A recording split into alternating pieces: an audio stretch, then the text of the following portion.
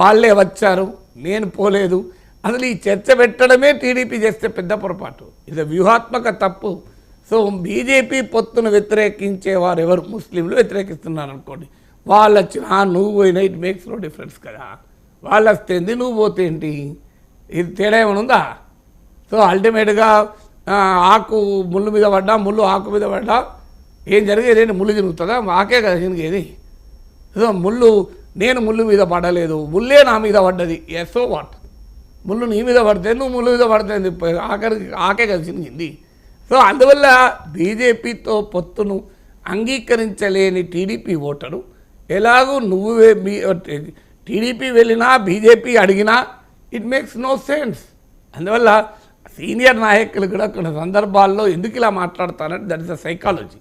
When you are not confident about your decision, when you have a sense of ఒక రకమైన guilt, అంటే ఇది తప్పు చేశానా, ఇది కరెక్ట్ స్ట్రాటజీ కాదా, ఎవరైనా ఏమన్నా అనుకుంటున్నారా అనుకున్నప్పుడు ఏమవుతుంది అంటే మనిషి ఇలా ఎక్స్ప్లెనేషన్లు ఇచ్చుకుంటూ ఉంటారు.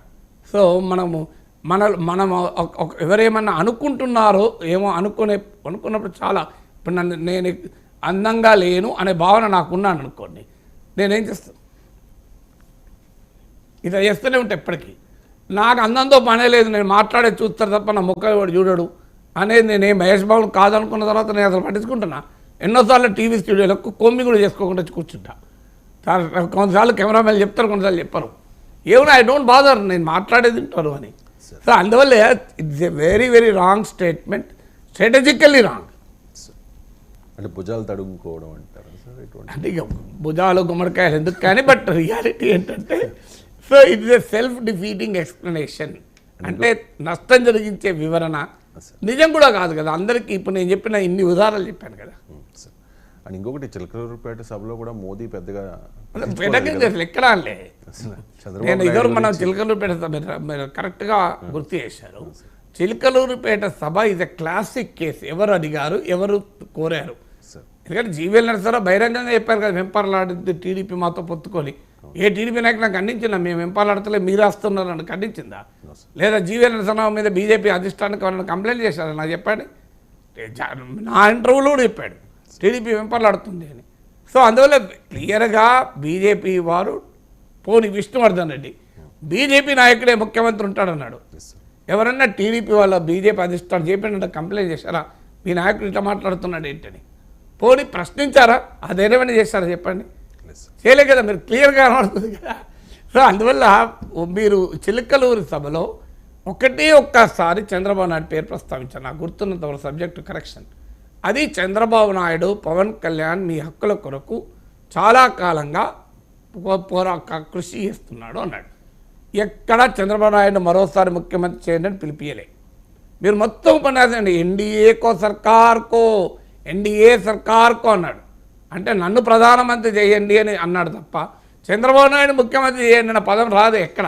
డబుల్ ఇంజన్ సర్కార్ అంటే అక్కడ మోడీకి చంద్రబాబు నాయుడు కరెక్టే, ఆ ఇండైరెక్ట్గా ఎందుకు అంటన్నా. సో డబుల్ ఇంజన్ సర్కార్ అంటే కేంద్రంలో ఉన్న సర్కార్. కేంద్రంలో ఎవరు మేజరు? బీజేపీ కదా, టీడీపీ కాదు కదా. అంటే మనకి ఆంధ్రప్రదేశ్లో మేజర్ బీజేపీనా? ఇక తేడా ఉంది కదా. డబుల్ ఇంజన్ సర్కార్ యూపీలో అనడం వేరు, మీరు మధ్యప్రదేశ్లో అనడం వేరు, రాజస్థాన్లో అనడం వేరు, ఛత్తీస్గఢ్లో అనడం వేరు, గుజరాత్లో అనడం వేరు. డబుల్ ఇంజన్ సర్కార్ అని ఆంధ్రప్రదేశ్లో అనడం వేరు. రెండింటి మీద చాలా తేడా ఉంటుంది. ఎందుకంటే అక్కడ బీజేపీ మెయిన్, ఇక్కడికి వచ్చేవరకు ఏంటంటే బీజేపీ మెయిన్ కాదు కదా. ఇక్కడ అవునన్నా కాదన్నది చంద్రబాబు నాయుడు సర్కార్ కదా. డబుల్ ఇంజన్ అయినా ఏ ఇంజన్ అయినా అక్కడ మోడీ ఇంజన్ అయితే ఇక్కడ పురంధేశ్వర ఇంజన్ కాదు కదా. ఆ డబుల్ ఇంజన్కు మోడీ ఇంజన్, చంద్రబాబు నాయుడు ఇంజన్కు డబుల్ ఇంజన్ తేడా లేదా? ఈ చంద్రబాబు నాయుడు సర్కార్ కదా, ఆ మాట అనాలి కదా. మీరు ఇక్కడ ఆంధ్రప్రదేశ్ రాష్ట్రానికి చంద్రబాబు నాయుడు నాయకత్వం అవసరము, ఇప్పుడు డబుల్ ఇంజన్ సర్కార్ రావాలి అని మోడీ అన్నాడంటే మరి చంద్రబాబు నాయుడు ఎందుకంటే దేశానికి మోడీ అవసరమని, దేశానికి మోడీ అవసరమని గొంతు చించుకుని పాపం చంద్రబాబు నాయుడు ఆ వయసులో మాట్లాడాడు. నరేంద్ర మోడీ ఒక్కసారైనా ఆంధ్రప్రదేశ్కి చంద్రబాబు నాయుడు అవసరమని అన్నాడా? మరి ఎందుకని లేదు? ఆంధ్రప్రదేశ్కు చంద్రబాబు నాయుడు లాంటి నాయకత్వం అవసరము అని ఒక్కరోజు అన్నాడా? పోనీ చంద్రబాబు నాయుడును విమర్శకులు కూడా అంగీకరించే కొన్ని అంశాలు ఉంటాయి. ప్రతి ఒక్కరిలో కూడా ప్రత్యర్థులు కూడా ఒప్పుకుంటారు. ఇప్పుడు అందరూ ఒప్పుకుంటారు కదా, చంద్రబాబు నాయుడు ఆయన విజన్ తప్పుపట్టే వాళ్ళు ఉండొచ్చు, కానీ విజన్ ఉన్న నాయకుడు అని అందరూ ఒప్పుకుంటారు. డెఫినెట్గా ఏ విజన్ లేని నాయకుడు అయితే కాదు. ఆ విజన్ రైటా రాంగా విజన్ 2020 పైన విమర్శలు వచ్చాయి, ఏదైనా విమర్శించాయి. అసలు అన్ని పక్క పెట్టండి సార్, ఒక్క దాంట్లో చెప్పండి. మొదలు ఇన్ఫర్మేషన్ టెక్నాలజీ రంగంలో అయితే Chandrababu Naidu deserves all praise, అందులో డిస్ప్యూట్ లేదు కదా. సో ఆంధ్రప్రదేశ్ తెలుగు వారికి ఐటీని పరిచయం చేసిన నాయకుడు చంద్రబాబు నాయుడు. అఫ్ కోర్స్ అప్పుడే ఐటీ వచ్చింది, అంతకుముందు ఐటీ రాలేదు కనుక కాదు బ్రహ్మానంద రెడ్డి ఐటీని పరిచయం చేయలేదు కదా అని నేను అంటలేదు. కానీ అదే సమయంలో గుజరాత్లో నరేంద్ర మోడీ ముఖ్యమంత్రి ఉన్నాడు. దాదాపు 2000 ఆ ప్రాంతంలో ఉన్నాడు కదా. ఈ ఆంధ్రప్రదేశ్లో చంద్రబాబు నాయుడు ముఖ్యమంత్రి ఉన్నాడు. ఐటీ అనేది అప్పుడే వస్తే గుజరాత్కి ఎందుకు పోలే ఐటీ? ఆంధ్రప్రదేశ్కి ఎందుకు వచ్చింది ఐటీ? ఆ టైంలో యూపీకి ఎందుకు పోలే? ఐటీ అంటూ వస్తే దేశం అంతటికి వస్తుంది కదా. కొంతమంది ఈ వాదన చేస్తారు, ఇన్ఫర్మేషన్ టెక్నాలజీ విప్లవం అప్పుడే వచ్చింది కనుక చంద్రబాబు నాయుడు గొప్పతనం ఏమున్నది అంటారు. కరెక్టే, అప్పుడే వచ్చింది, కరెక్టే. అందుకే నేను చంద్రబాబు నాయుడు ఐటీ తెచ్చిండు, కాసు బ్రహ్మానందుడు తేలేదని అంటలేదు కదా. అది తప్పది అట్లేవరని అంటే. సో కానీ ఫండమెంటల్ క్వశ్చన్, అదే సమయంలో ముఖ్యమంత్రులుగా అనేక రాష్ట్రాలు ఉన్నారు, ఇంక్లూడింగ్ నరేంద్ర మోడీ ఉన్నాడు. మరి నరేంద్ర మోడీ గుజరాత్కి ఐటీ ఎందుకు తెలియదు అంటున్నాను. సాఫ్ట్వేర్ విప్లవంలో గుజరాతీలు ఎందుకు లేరు? సూపర్ మార్కెట్ పెట్టుకొని ఎందుకున్నారు? ఇండియా అమెరికాలో తెలుగు వాళ్ళేమో మైక్రోసాఫ్ట్ CEO అయ్యాడు, తమిళ వాళ్ళేమో సుందర్ పిచ్చేమో మీకు గూగుల్ CEO అయ్యారు. ఇవాళ ఎంతమంది మన వాళ్ళు తెలుగు వాళ్ళు ఇవాళ టాప్ కంపెనీస్లో మైక్రోసాఫ్ట్లో మళ్ళీ లేటెస్ట్గా కూడా ఇంకో